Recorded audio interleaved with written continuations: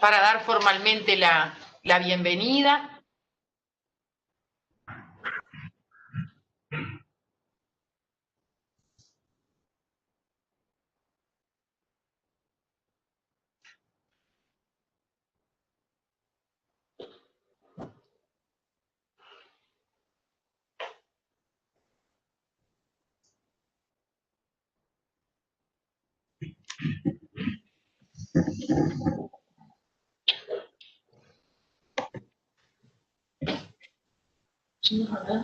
Sí.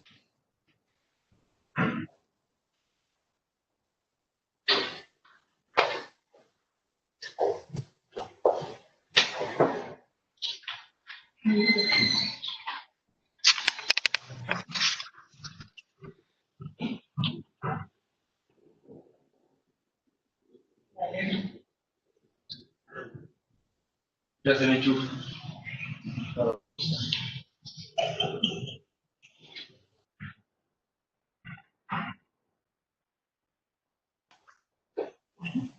¿Cuántos hay? Hay 19. Bien, ya vamos dando la bienvenida y se nos va sumando más gente para ser puntuales en el inicio. Perfecto. Buenos días a todos y todas. Les damos la bienvenida a lo que es este espacio que siente como celebración, porque realmente nos permite socializar lo que estamos trabajando, intercambiar con colegas, disfrutar de lo que es este intercambio, la docencia y la investigación. Capaz que hay posibilidades de cerrar algún micrófono que está abierto, ¿no? Bien. Bien. Bienvenidos todos y todas. Mi nombre es Claudia Cabrera, soy la responsable científica del proyecto RUBY. Este proyecto corresponde a un proyecto financiado por la Agencia Nacional de Investigación e Innovación de Uruguay, en acuerdo con el Consejo de Formación en Educación. Formamos parte de la cuarta cohorte de este tipo de llamados. La experiencia que nosotros vamos a compartir en esta instancia tiene antecedentes previos a lo que hoy vamos a compartir con ustedes, pero es desde ahora, desde 2020, que forma parte de un proyecto de investigación financiado por ANI. La experiencia en realidad data del 2011, con algunos profesorados del centro, y fue expandiéndose a otros profesorados, y hoy, además de incluir al CERP del centro, incluye a docentes del profesorado semipresencial.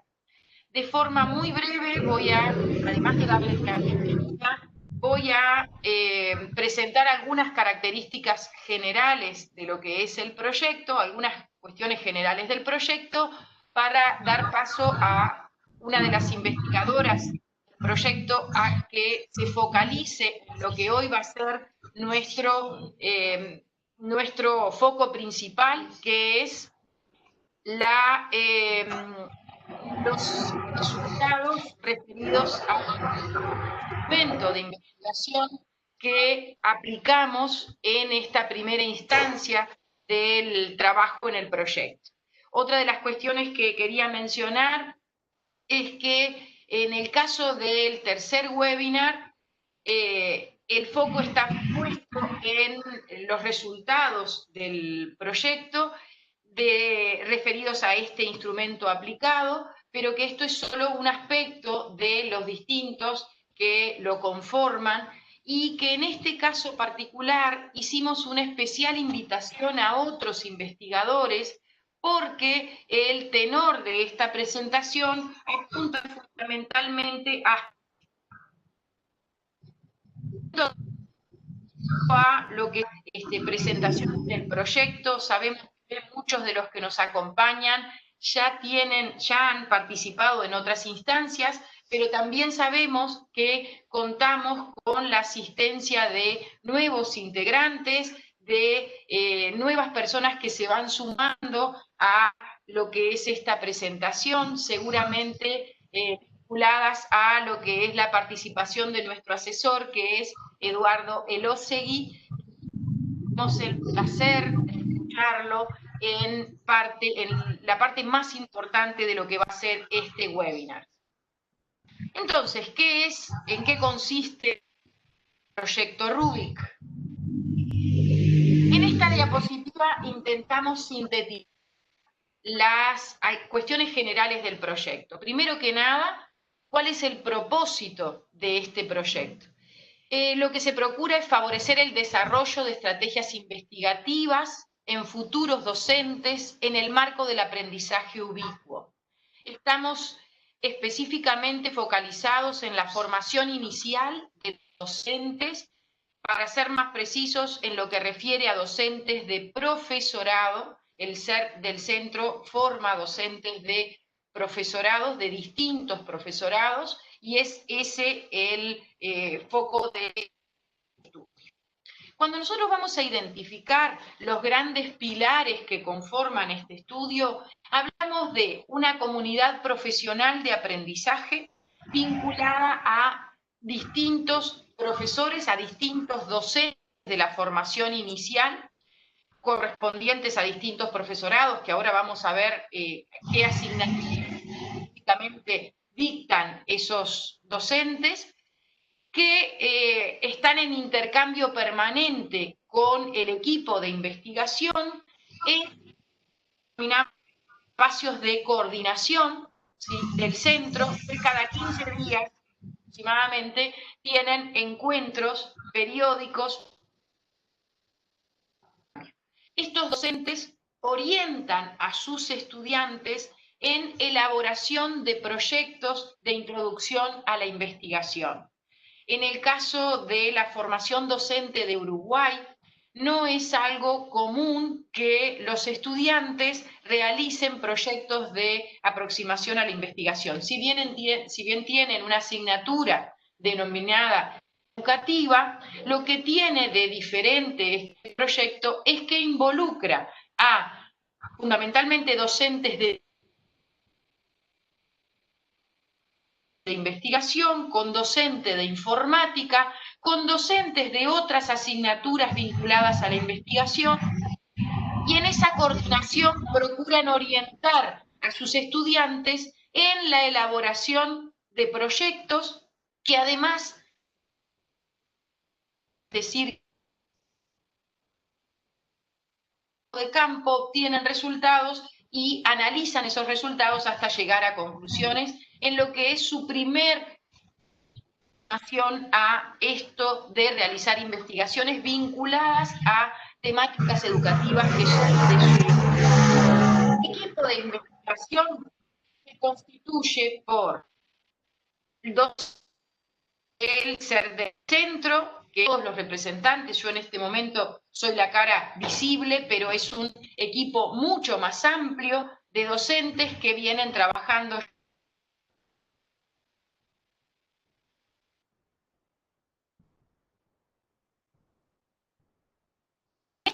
con la enorme satisfacción de haberse asociado a de Facultad de Química de la Universidad de la República, Facultad de Química en el área de Química Orgánica, que ahora pasan a formar de nuestro equipo de investigación, a constituir este equipo de investigación, que además se nutre con dos aportes sustanciales, que es la asesora doctora Karina Lyon, que hicimos nuestro segundo webinar, y el doctor Eduardo Elosegui, que va a ser quien nos acompañe en esta instancia y a quien vamos a disfrutar seguramente. Este proyecto tiene como uno de sus pilares el trabajo en comunidad, también el desarrollo de estrategias investigativas en los futuros docentes. Orientamos a esos docentes y en el marco del aprendizaje de pandemia, y sin embargo, en lo que ha ocurrido este año adquiere especial vigencia porque la ubicuidad se ha hecho más que manifiesta, no solo en el abordaje de ese proyecto, sino en las distintas instancias de coordinación, en la orientación de los estudiantes, en absolutamente todos los aspectos. ¿Quiénes forman parte de esta comunidad? Esta comunidad está constituida por docentes de didáctica 1, 2 y 3, de los matemática, historia, geografía, inglés, idioma español, química, derecho, literatura, del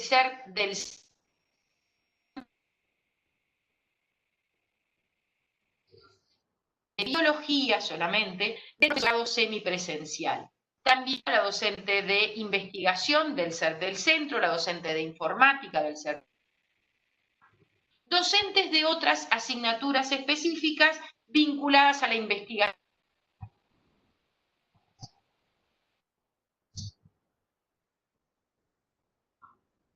Que tienen una carrera en el profesorado de biología y en el profesorado de inglés.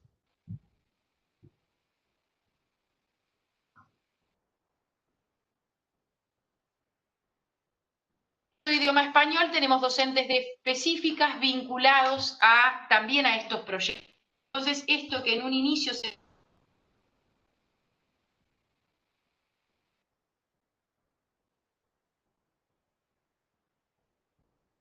didácticas, va creciendo más en la integración, la investigadora, doctora candidata Daisy Imbert, que va a pasar a darnos detalles de este instrumento cuantitativo que se aplicó en el inicio del trabajo en este proyecto. Adelante, Daisy. Buenos días a todos. Es un gusto poder participar en este webinar. Bienvenidos.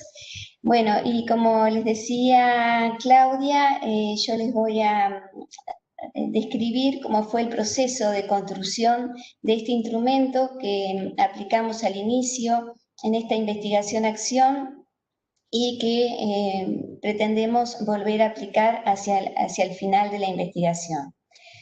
El instrumento que tomamos para iniciar el trabajo es un instrumento que fue elaborado para una tesis y fue aplicado a estudiantes de secundaria. A partir de ese instrumento, el equipo formado por la magíster Marcela Pérez, la magíster Elisa Rodríguez y quien les habla, hicimos adecuaciones al instrumento para adaptarlo a lo que es formación de profesores y adaptarlo a situaciones, problemas y temáticas vinculadas a los contenidos que trabajan los estudiantes de profesorado. Posteriormente, ese instrumento pasó a otro equipo ampliado, integrado por la doctora Claudia Cabrera, Gabriela Martínez, la doctora Lucía Otero, la magíster Cristina Rebollo y la doctora Julia Torres, y ellas estudiaron ese instrumento, le hicieron sugerencias para mejorarlo, y tanto en el instrumento como en la rúbrica, porque iban asociados instrumento y rúbrica para poder después evaluar y valorar lo que los estudiantes hacían en sus trabajos. Luego de esa tercera etapa pasamos a una cuarta etapa que consistió en organizar un focus group. Como decía Claudia, a través de Zoom organizamos este focus group con docentes noveles. Participaron el profesor Álvaro Moreira, el profesor Alexis Núñez, la profesora Valentina Castro y la profesora Sofía Rodríguez.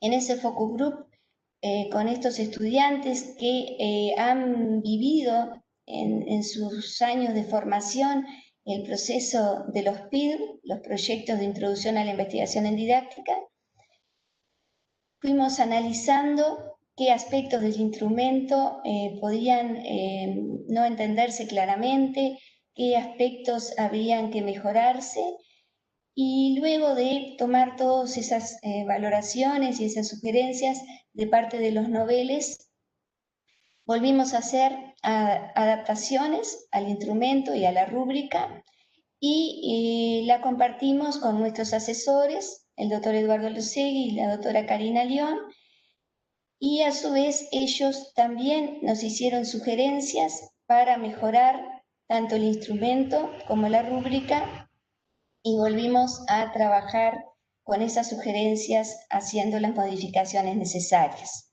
Adelante. La próxima. Posteriormente a esa etapa del proceso de construcción, pasamos al proceso de validación. En el proceso de validación, no estoy viendo la siguiente diapositiva. Gracias, ahora sí. En el proceso de validación se elaboró un formulario en Google, y ese formulario se lo compartió con determinados docentes y expertos en esta temática. Las docentes de didáctica, Magíster Marcela Armúa, Magíster Virginia Gasdía y Magíster Marta Varela, completaron este formulario. Para nosotros consideramos que era fundamental la participación de ellas por las especializaciones que tienen. Marcela Armúa ha trabajado desde hace muchos años en lo que es evaluación en competencia científica, Virginia Gasdía en lo que es el trabajo con proyectos, igual que Marta Varela, que hace muchos años que impulsa el trabajo con proyectos a nivel de secundaria.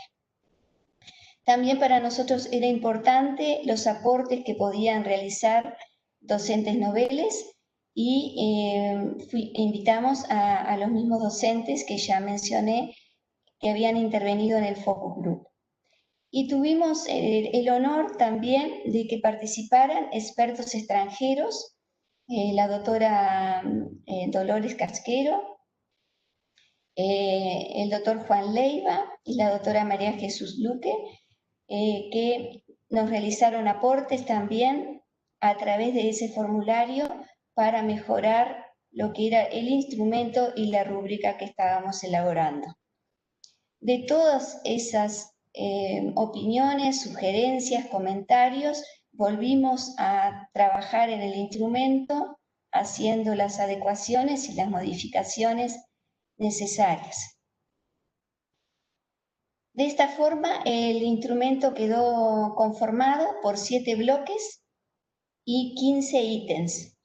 En el bloque 1 solicitamos a los estudiantes, a partir de una situación problema que se da en una sala de profesores, en la cual se plantea que los estudiantes no estudian, tienen falta de interés, no realizan las tareas a pesar de tener celulares para buscar información, por ejemplo.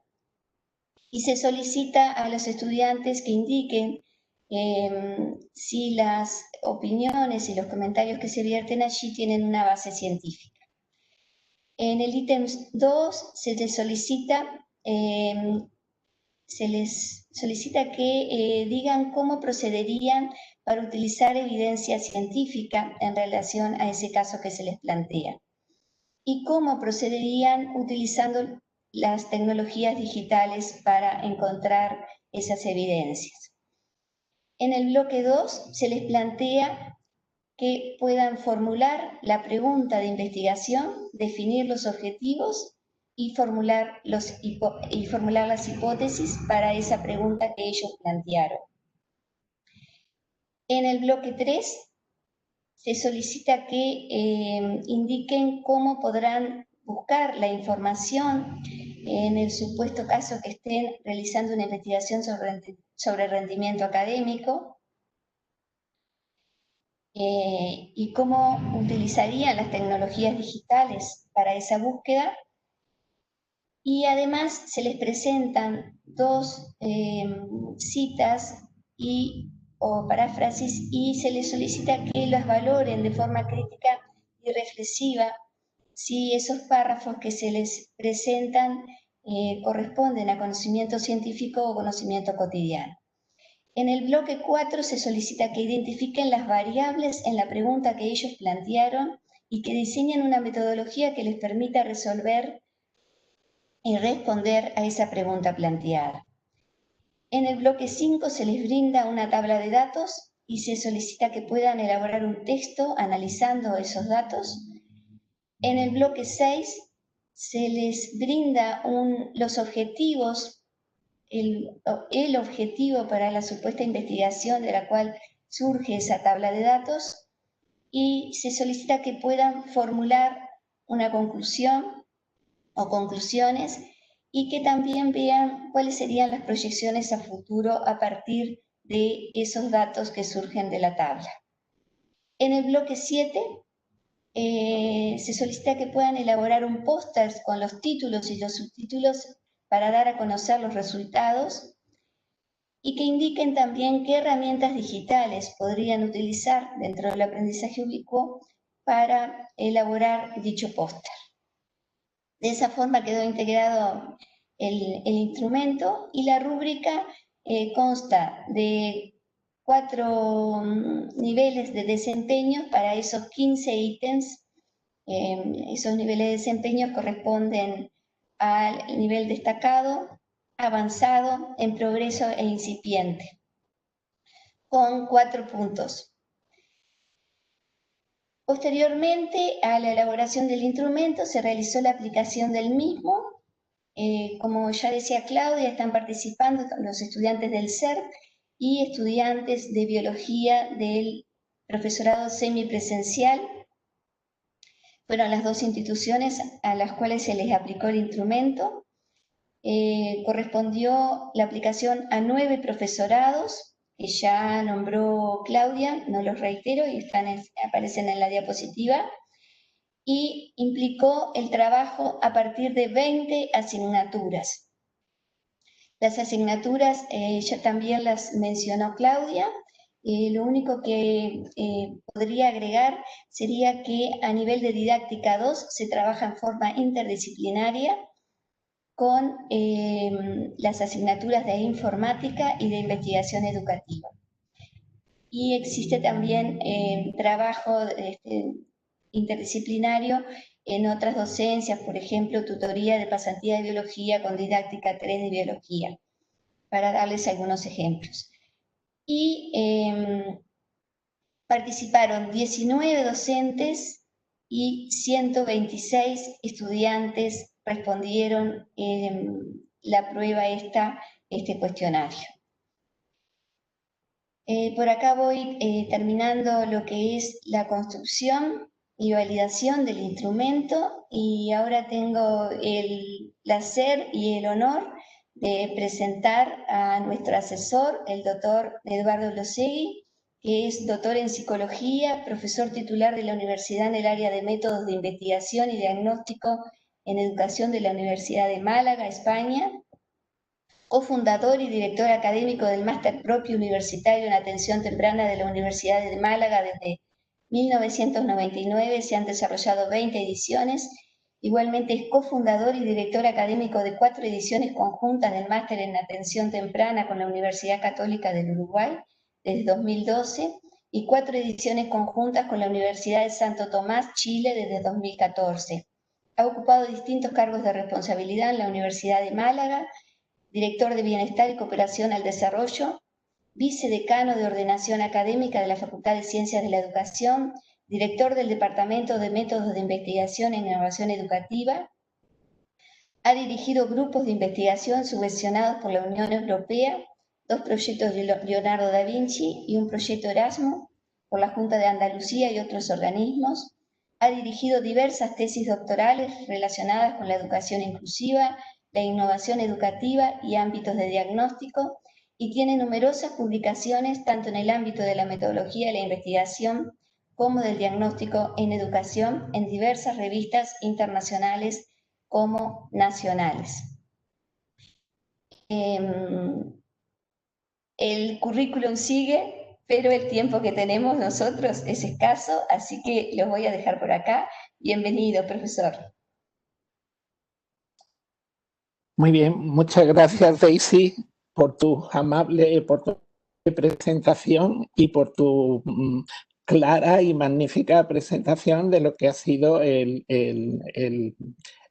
cuestionario, el instrumento de medida que se ha utilizado para esta investigación, del cual lo que voy a hablar son de la validación del cuestionario y de los primeros resultados aplicados en esta primera fase a esos 126 participantes que hemos obtenido. Espero que se me escuche. Nadie dice nada, es que se me está escuchando bien. Bueno, pues como en esta primera parte voy a presentar los resultados de la validación del cuestionario. Esta validación va a tener dos partes. Una referida a la validación de expertos, que se le pasó el cuestionario una vez que pasó todo ese proceso que ha explicado Daisy, de los distintos expertos, distintos niveles, focus group, etc. Y esta validación de expertos se hace con el criterio que les pasamos a los expertos. Y hemos obtenido los resultados en esta primera fase con los 126 participantes. Lo que hemos realizado es el análisis de fiabilidad y validez del instrumento, y así se ha creado la validación del instrumento, con unos resultados que entiendo son muy prometedores, muy buenos, muy prometedores. Daisy, ¿tú podrías cortar tu micro? Que yo creo que es el ruido que se mete. Sí, corto. Venga, muy bien, muchas gracias. Como decía, en primer lugar vamos a ver la validación de expertos. ¿Cuáles han sido los resultados obtenidos? Para explicar estos resultados me apoyo tanto en las tablas de los distintos estadísticos que hemos manejado, como en los gráficos que nos llevan a ver unas conclusiones que son claramente visibles. A partir de ahí vemos que hay una estructura inicial y una estructura final del cuestionario, que ya adelantó Daisy, y finalmente las últimas diapositivas veremos los resultados del análisis de fiabilidad y del análisis de validez a través del análisis factorial de componentes principales que hemos aplicado con esos 126 sujetos participantes. Adelante. En primer lugar, vemos en la siguiente diapositiva, explico que hay un cierto margen de latencia al subir la diapositiva, al pasar la presentación. Bien, los criterios, este cuestionario tenía 7 bloques, cada uno de esos bloques tenía unos objetivos, se desarrollaron una serie de ítems para cubrir esos objetivos, y sobre esos ítems se les pidió, en base a 3 criterios, claridad en la redacción del ítem. Si el ítem es significativo en cuanto a la información que queríamos obtener, o sea, el cumplimiento de ese objetivo. Por lo tanto, es el criterio de representatividad. Y si era adecuado también para el objetivo marcado. Se le dio para esta... tenían que valorar en una escala estimativa de 1 a 5 el nivel de acuerdo, desde estar nada de acuerdo a estar totalmente de acuerdo. Tenían que marcar qué nivel de acuerdo tenían en estos 3 criterios por cada uno de los ítems. Además, se les daba la opción de tener un espacio donde hacer unas observaciones en el que podían poner, por ejemplo, pues aquí podríamos introducir algún ítem más, completarlo, eliminarlo, etc. Se hizo tanto para los ítems como para los criterios de valoración de la rúbrica, y es muy interesante porque era necesario, dada la complejidad o la riqueza, o tener claro cómo eran los criterios de cada uno de las modalidades de la rúbrica para que las valoraciones se hicieran adecuadamente. Por lo tanto, la novedad en la validación de expertos y en la validación de expertos de este cuestionario era que se iba a validar tanto los ítems como la rúbrica. Y esto es muy, muy interesante en este sentido. En esta diapositiva podemos ver los estadísticos, las medias, las desviaciones típicas en relación a los criterios de claridad, representatividad y adecuación de los ítems. Por cada uno de los ítems y en rojo a uno de los bloques. Como veis, como se puede tienen en una escala de 1 a 5 las valoraciones son muy altas. En casi todos los ítems son muy altas, prácticamente en casi todos los ítems. Tendríamos que fijarnos mucho en algún ítem que estuviera por debajo de 4 y ya en una escala de 1 a 5, 4 es muy alto, pero tendríamos que fijarnos mucho y hacen referencia más a la redacción del ítem, claridad, que a las características de si el ítem es adecuado y es representativo de lo que se quiere medir. También podríamos fijarnos en una medida en otro estadístico, como es la mediana, en el que vemos que abundan, es mayoritaria, puntuaciones de 5 en la mediana. La media es el punto de gravedad de las valoraciones. La mediana es la puntuación central en la valoración. Esa es la diferencia entre mediana y media. Quiere decir que el 50% de las puntuaciones que han otorgado los expertos se encuentran en 5. Esto es muchísimo, es una valoración bastante buena.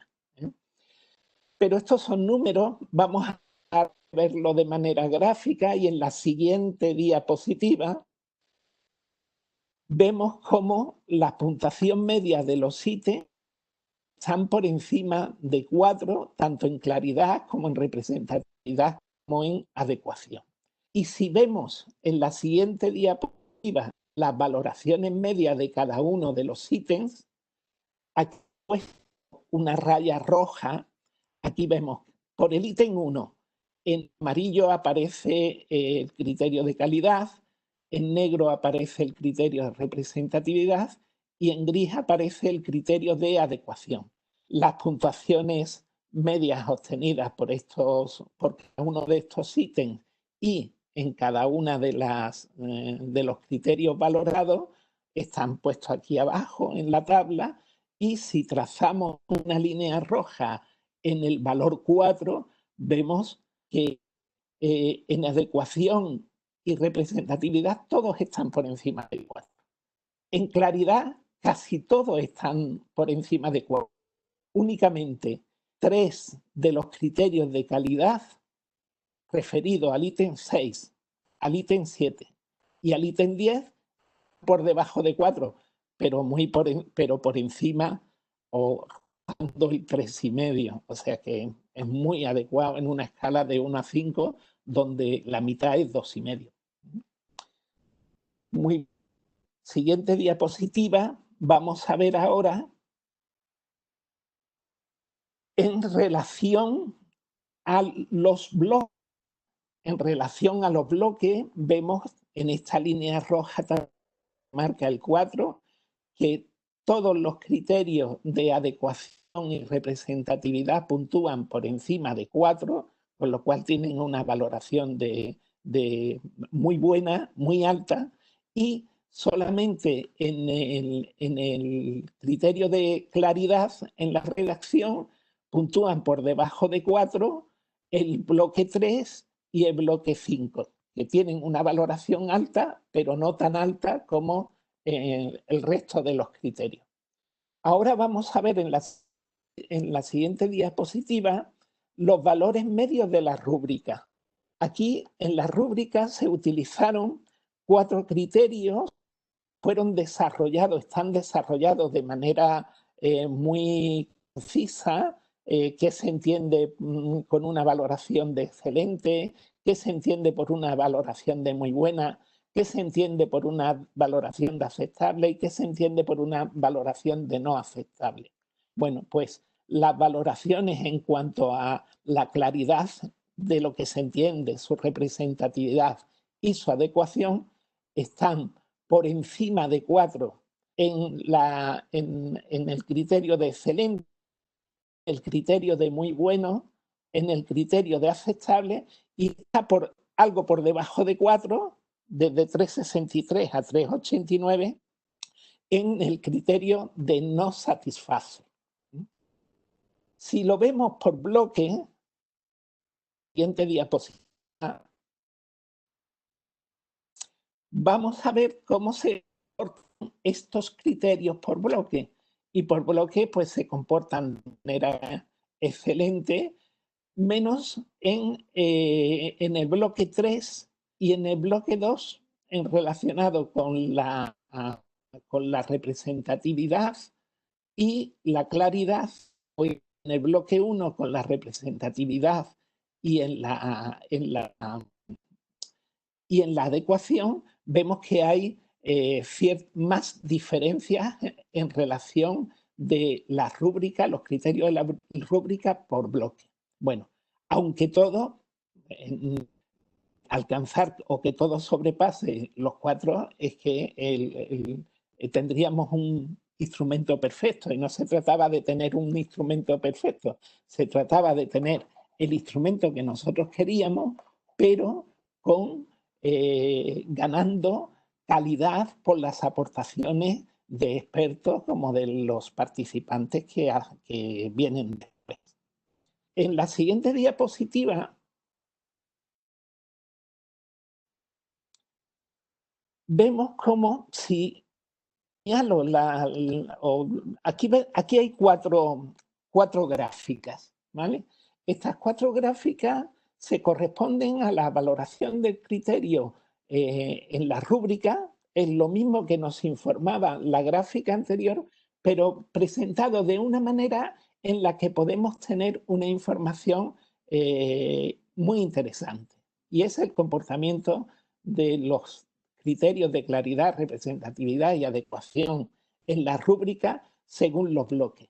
Observamos que tienen más o menos la misma estructura, ¿eh? Una estructura como si fuera de las alas de un pájaro, ¿vale? Esto, como veremos en las conclusiones que señalo, es que tienen un comportamiento los criterios en relación a los bloques muy similares y que únicamente la variación es por bloque y no por criterio.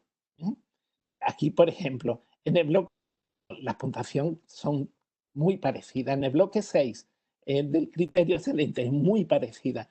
Y en el bloque 3 bajan, hay hay mayor variabilidad, pero se comportan de manera similar.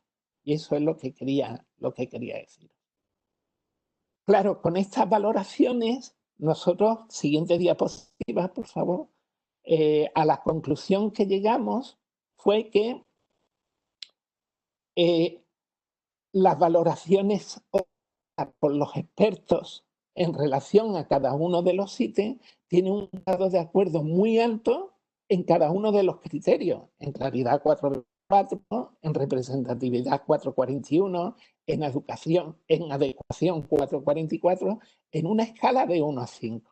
Si hacemos ítem a ítem, tienen igualmente puntuaciones muy altas en relación a representatividad y adecuación, y en cuanto a claridad, en su redacción tienen puntuaciones muy altas los ítems 1, 2, 3, 4, 5, 8, 9, 11 y 12, la mayoría, y puntuaciones altas entre 3,50 y 3,80 en los ítems 6, 7 y 10. Por bloque, el comportamiento de los grados de acuerdo por los evaluadores, otorgados por los evaluadores, presentan puntuaciones muy altas en representatividad, adecuación, y en claridad presentan puntuaciones altas y muy altas. Siguiente diapositiva. También en cuanto a los bloques, vemos, en cuanto a la rúbrica, perdón, vemos que las valoraciones han sido muy altas en los tres aspectos: claridad, representatividad y adecuación en los criterios, en las modalidades de la rúbrica excelente, muy bueno y aceptable, con valores comprendidos entre 4,07 y 4,41, y con una valoración alta, medias de 3,69, 3,73 y 3,87, en el criterio no satisface. En el análisis de la gráfica podemos apreciar que tienen un comportamiento similar y que las valoraciones se hacen dentro de un bloque y presentan diferencias entre los distintos bloques. Y también observamos que el criterio con menor valoración es el de no satisface. Siguiente diapositiva, a pesar de que las valoraciones de los expertos son muy buenas, esto tiene que entrar a la cocina del equipo de investigación y ver si mejoramos con esta información otorgada por los expertos, no solamente en la valoración, sino en las observaciones que emitieron, ¿vale?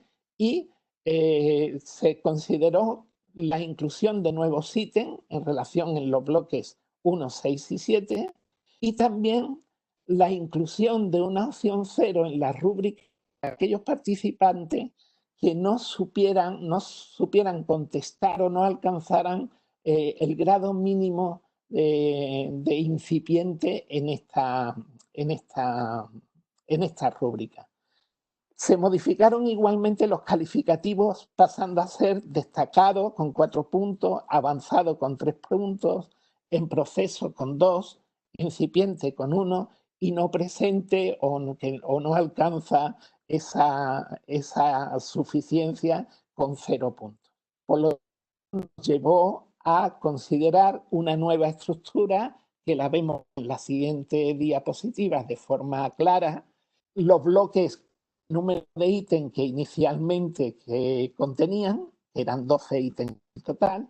Una vez pasada la valoración de expertos, tiene esa estructura, varía el bloque 1, varía el bloque 6 y varía el bloque 7, con un total de 15 ítems. Y también, siguiente diapositiva, cómo varían las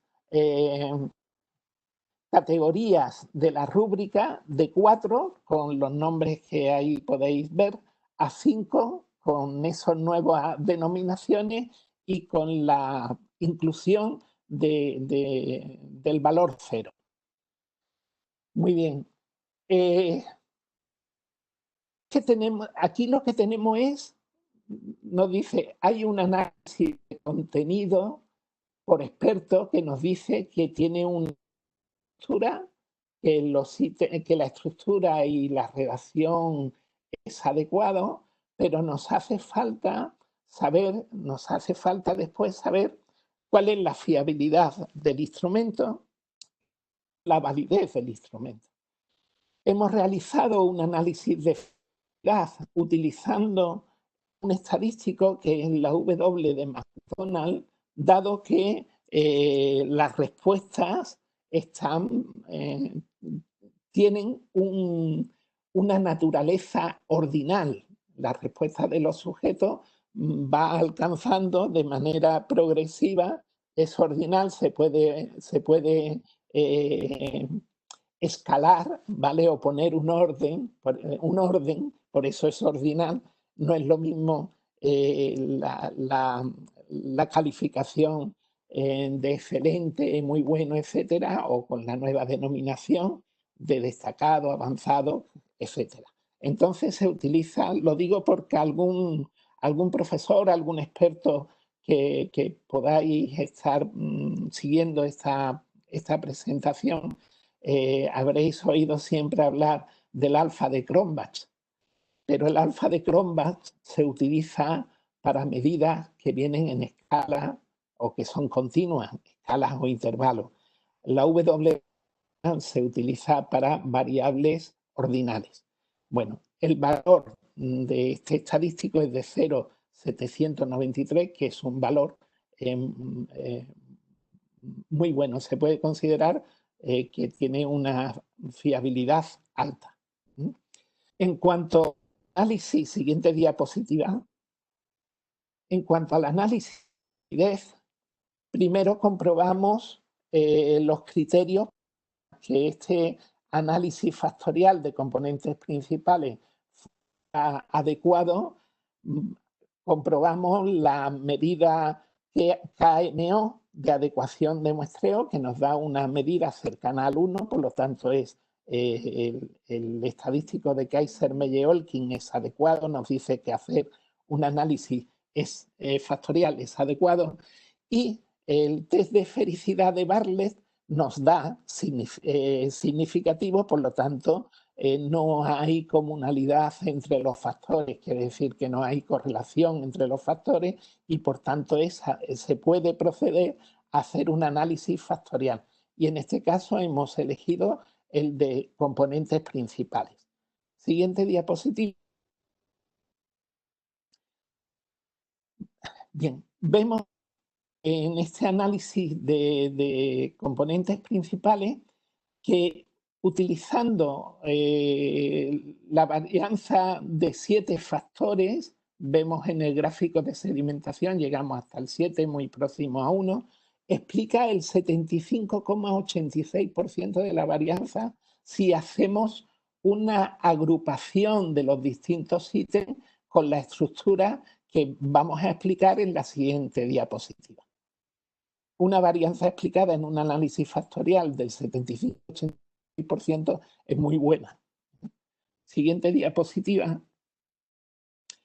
La matriz rotada nos ordena los distintos ítems en base a puntuaciones que se obtienen, a las correlaciones que se obtienen, nos la ordena de la manera que ahí estáis viendo en la tabla, ¿vale?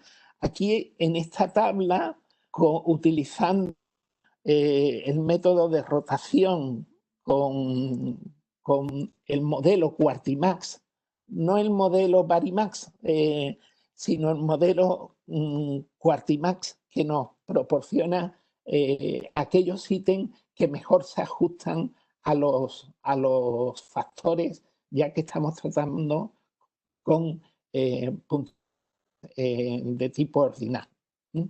Entonces obtenemos 7 factores, 7 grupos, 7 al igual que nosotros hemos trabajado. Lo que ocurre es que hay una ordenación distinta en este gráfico. Nos dice que para ellos este bloque 1, que se corresponde a un bloque nuestro distinto, ¿vale? Se corresponde, creo que se corresponde al bloque 3, está conformado por el ítem 4, 5 y 6, y así sucesivamente. Esta agrupación que hace, que se corresponde a una agrupación teórica en base a la respuesta de los sujetos, es un elemento a trabajar en el equipo de investigación para ver si podemos considerar esta agrupación empírica en lugar de la agrupación teórica con la que nosotros comenzamos. Pero veréis que es un buen ajuste y se puede decir, se puede concluir que este instrumento, después de todos los análisis realizados y que hay que realizar cuando se construye un cuestionario, es tiene una buena fiabilidad y validez. Es un buen instrumento para aplicarlo, incluso para poder extrapolarlo a otras investigaciones similares. Bueno, pues con esta primera parte os doy las gracias y vamos a comenzar a la segunda parte, la segunda presentación, que lo que hacemos es dar los resultados, la foto fija de los datos obtenidos en esta primera fase de la investigación al pasar el cuestionario a esos 126 sujetos. Yo creo que tiene preguntas. A mí me podéis interrumpir cuando queráis o cuando termine la presentación. Si os he dejado con aliento, pues podemos continuar. Como queráis. Sí, está previsto la sesión de preguntas hacia el final. Muy bien, muchas gracias, Daisy. Vale, pues ahora lo que vamos a presentar aquí son los resultados de esta primera fase. Esto es una foto fija de lo que han respondido esos 126 participantes, ¿vale? Y el valor que tiene es simplemente un valor de información descriptiva, aunque hagamos análisis de diferencias, ¿vale?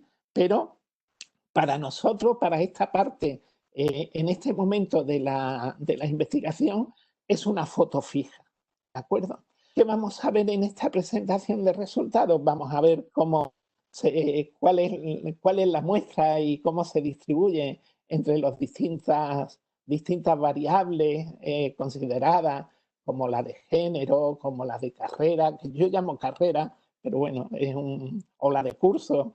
Es una terminología mía propia de aquí, ¿vale? Vemos también una gráfica de los porcentajes de los sujetos que contestan de manera satisfactoria o suficiente y de los porcentajes de sujetos que contestan de manera insuficiente, y esto es lo que hay posteriormente que mejorar.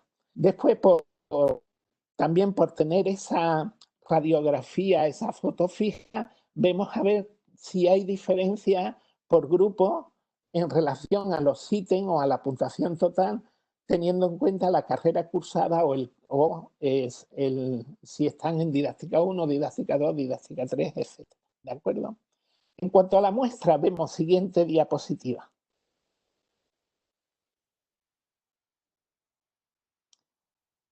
Siguiente diapositiva.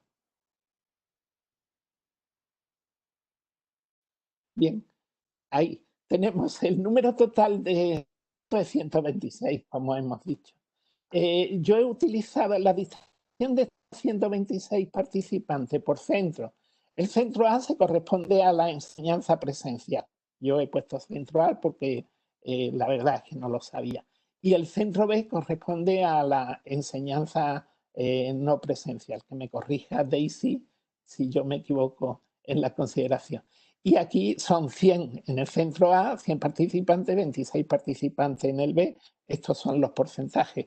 Esto es una salida del SPSS que nos da las frecuencias. Por género, tenemos 29 participantes masculinos, 84 participantes género femenino, un total de 113, pero hay 13 participantes que no especifica el género y, por tanto, aparecen aquí como valores missing, como valores perdidos. Por carrera se distribuyen de la siguiente manera. En la carrera o en el de profesorado de biología, 49, un 38,9%, derecho 7, geografía 6, historia 10, idioma español 3, inglés 6, literatura 5, matemática 31, química 9. En total, 126. Siempre vamos a trabajar con este total de 126. Por las dudas que os puedan surgir, no tiene ninguna importancia que haya más sujetos, más participantes en una modalidad que en otra. Eso no afecta al estudio de los estadísticos y de las diferencias que hacemos. Por curso, didáctica 1 tiene una frecuencia de 29, 62 didáctica 2, 10 didáctica 3, y había en los datos que me proporcionaron, en la tabla Excel que me proporcionaron, una separación que lo identificaba como análisis del discurso, como yo lo presupuse como una didáctica 4, pero no. Ayer me aclararon que podían pertenecer a didáctica 3. De momento lo dejamos así y corregiremos más adelante en este sentido, ¿vale? Si vemos en una tabla de doble entrada la distribución de los sujetos en cada una de las didácticas por carrera, es esta que aquí está, ¿vale? Y vemos la distribución de las distintas carreras por centro, pues es la que tenemos aquí, ¿de acuerdo? En la siguiente diapositiva lo que vamos a ver es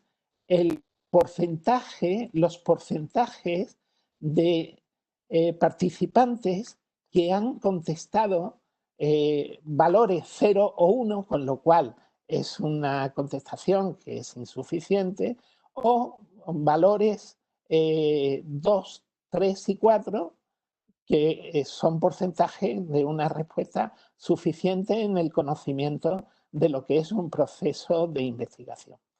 Por eso aquí lo que hablamos son frecuencias acumuladas.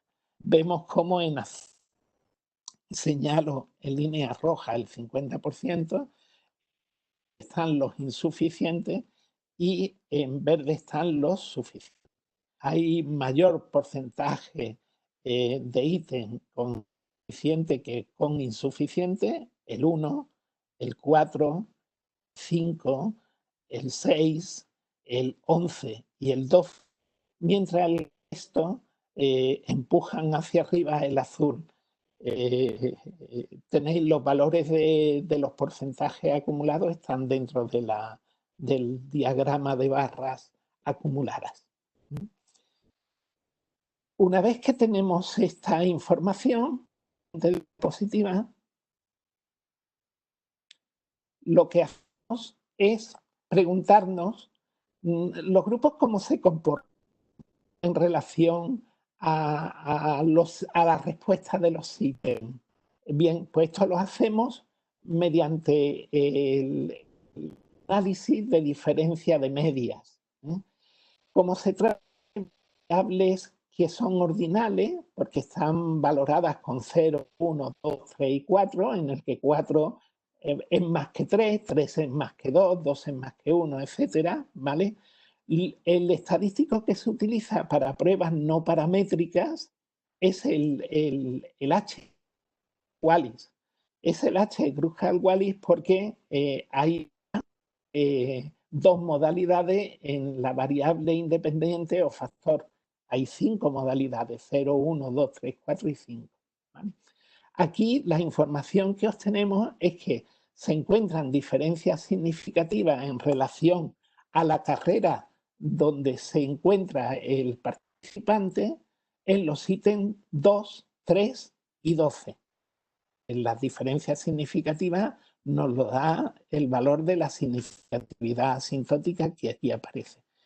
Este 8 son los grados de libertad. Los grados de libertad es el número de grupos menos 1, como son 9 grupos los que hay, 9 carreras los que hay, menos 1. Y estos valores de la H de Kruskal-Wallis no se corresponden a ninguna media. La H de Kruskal-Wallis, no paramétricas, no trabajan con medias, sino que trabajan con rangos. En este no he hecho ninguna diapositiva con gráficas, aunque las tenemos, porque las gráficas deben de servir para aclarar, no para confundir. Y con tantas variables dependientes, tantos ítems, sería bastante confuso. Queda mucho más claro con lo que es la tabla, con las salidas que hay, ¿vale? En la siguiente diapositiva lo que hacemos es las carreras en relación a la puntuación total. Bien, aquí ya no se utiliza porque la cuantitativa, la suma de las distintas puntuaciones, nos da variables de intervalo, razón, y utilizamos porque se comprueban los criterios de bondad de ajuste paramétrica, como es la homocedasticidad o igualdad de varianza, y el criterio de normalidad mediante el estadístico Kolmogorov-Smith, ¿no? Que no lo pongo aquí, todo esto es cocina interior, ¿vale? Nos da que hay diferencias que no son significativas, aunque se pueden decir que es significativa al 0,1%, o sea, al 90%, depende del criterio de significatividad que nosotros utilicemos. Normalmente en estudios, en investigaciones, se utiliza como criterio de significatividad los valores de 0,05 hacia abajo, ¿vale? Bueno, aquí no nos dice que no sea significativa. Vamos a ver el comportamiento de las puntuaciones en las distintas carreras. Siguiente diapositiva. Este sí lo he podido poner porque es fácilmente visible, ¿eh? ¿Cuáles son las puntuaciones medias obtenidas en las distintas carreras? Vemos cómo salta carreras relacionadas con la ciencia, como puede ser la química, la matemática, la biología. Se nos y sorprendentemente el inglés, y este es criterio para discutir posteriormente, y bueno, pues muy curioso, ¿vale? Es muy curioso. Y también el idioma español. Será por la ordenación del pensamiento, supongo. Todo esto son cuestiones a discutir en el grupo para sacar las conclusiones más adecuadas, ¿vale? Ahora lo que hacemos, siguiente diapositiva, lo mismo si hay diferencia entre los grupos, pero no en relación a su pertenencia a una carrera, sino a su pertenencia a un grupo de didáctica que yo denomino curso, ¿vale? Bueno, pues igualmente se utiliza la prueba H de Kruskal-Wallis, y vemos que la significatividad nos la dan en el ítem 3, 4, 5 y 6. En la siguiente diapositiva, y esto sí que es también visible y lo he podido mostrar de esta manera porque podemos ver cómo es el comportamiento de los distintos ítems en relación a un promedio si el participante pertenece a didáctica 1 o a didáctica 2 o a didáctica 3 o a ese curso que yo pensaba que era didáctica 4. Como son los comportamientos, el ítem 3 es el que siempre puntúa más bajo en cualquiera de los participantes, y esto significa que el ítem habrá que trabajar las competencias y las habilidades que tienen que desarrollar en esa parte del proceso de investigación que se les pide. Igual que el ítem 2. Bueno, esto es, en esta foto fija nos va a servir para, oye, tenemos que hacer hincapié en estos ítems, en estos bloques. Y en la siguiente diapositiva hacemos el análisis de las diferencias a la puntuación total, ¿vale? Puntuación total, curso, y aquí sí hay significatividad, hay diferencias significativas que podemos comprobar en la siguiente diapositiva cómo se comporta, y esto podemos observar ese comportamiento y pensar que es lógico, que es un comportamiento lógico. Siguiente diapositiva. Y sí hay significativa. Vemos que a medida que el alumno avanza en el grado o en el curso de didáctica, la va creciendo y crece de manera significativa. Quiere decir que cuanto más familiaridad tengan con los procesos de investigación, mejor entienden los procesos de investigación. Muy bien, pues hasta aquí hemos dado los resultados. Os doy las gracias por vuestra atención y quedo a disposición de las preguntas que queráis hacer. He estado dentro del tiempo, ¿verdad? Sí. Sí, muchísimas gracias a usted. La verdad que ha sido un placer enorme poder escucharlo. Y bueno, ahora damos intervención a la parte de preguntas.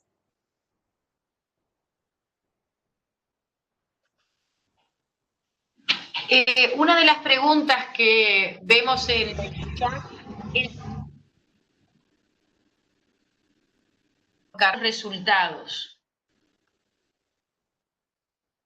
No, no tiene influencia, porque lo que hacemos es que trabajamos medias o con los rangos y se trabaja igual si una modalidad tiene 20 estudiantes y otra modalidad tienen 5 estudiantes. En ese caso no tiene incidencia. En los resultados cuando se hacen estas estadísticas, tiene mayor incidencia. Si en lugar de trabajar con una muestra de 126 sujetos, trabajamos con una muestra de 1126 sujetos, nos da más información, pero porque encontramos más variabilidad por la mayor muestra. Pero 126 sujetos es una buena muestra de estudio.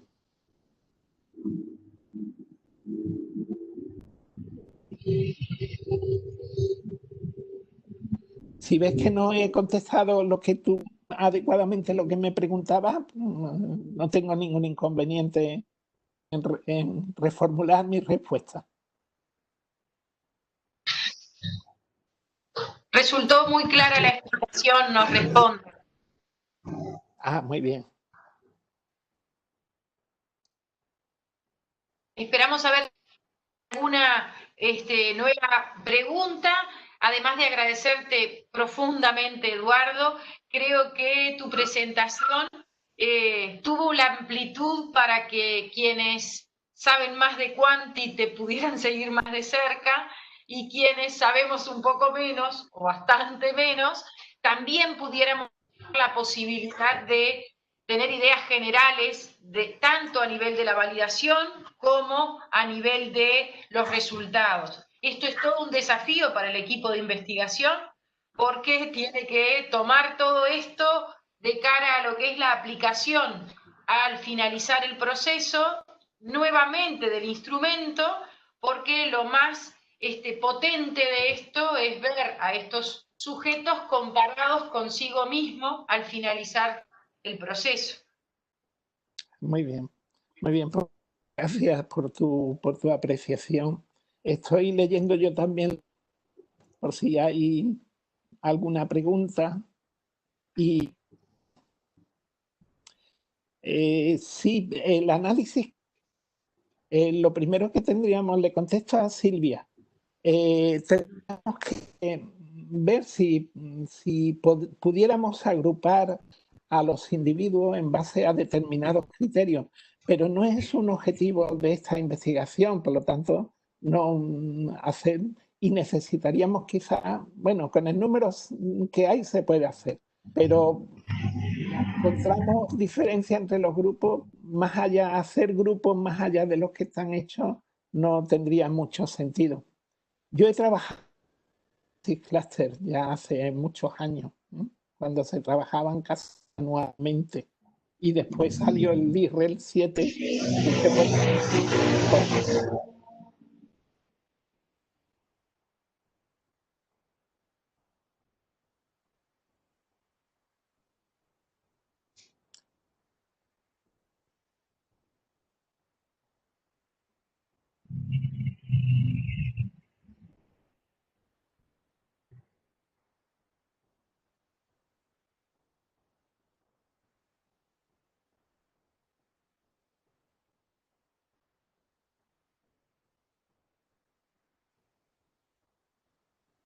muy bien. Veo que tengo ahí participantes les mando un saludo de la Católica Uruguay. Mando un saludo muy grande y a todos los que habéis participado, pues os agradezco enormemente vuestras palabras y que hayáis estado atentos a esta explicación, y quedo a vuestra disposición. Bueno, Eduardo, una vez más agradecerte profundamente los agradecimientos que les dabas a todos los participantes. Agrego a lo que dijiste que también hay docentes de nuestra comunidad como participantes, y hay estudiantes que fueron que están siendo los destinatarios de este proceso también. Y además de agradecerte que nos acompañes, que todavía nos queda todo un recorrido de muchos aprendizajes por delante, decirle a los participantes que nuestra idea es generar estos espacios de intercambio, tratar de que puedan socializarse esos intercambiando en estos procesos. Bien, disculpen el acople. Vamos dando cierre a esta instancia y con las expectativas de poder devolver en el final del proceso los resultados de la aplicación del instrumento en su segunda versión. Ya empezamos como parte del equipo a rediseñar ese instrumento para aplicarlo al final del proceso, y ahora necesitamos un espacio mano a mano con nuestro asesor para tratar de internalizar todo esto, que nos lleva un tiempo porque la mayoría de nosotros somos docentes y no tenemos unas competencias muy desarrolladas en este ámbito. Por eso es crucial el acompañamiento que nos ha dado y que nos dará Eduardo. Así que nos vamos con el compromiso de volver a hacer una instancia donde podamos socializar estos conocimientos. Muchas gracias a todos, muchas gracias Eduardo, y así damos por finalizado este webinar. Gracias. Gracias a vosotros. Chao.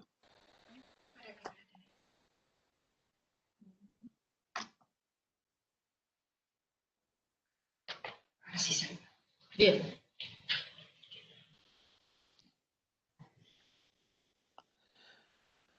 Ya me salgo también, ¿verdad? Perfecto. Bien, muchas gracias. Muchas gracias, Eduardo. Nos mandamos para la reunión más mano a mano. Muchísimas gracias, Eduardo. Un placer escucharte. Excelente tu aporte. Excelente. Muchas gracias. Muchas gracias. Adiós. Muchas adiós. gracias, Eduardo. Excelente todo. Chao.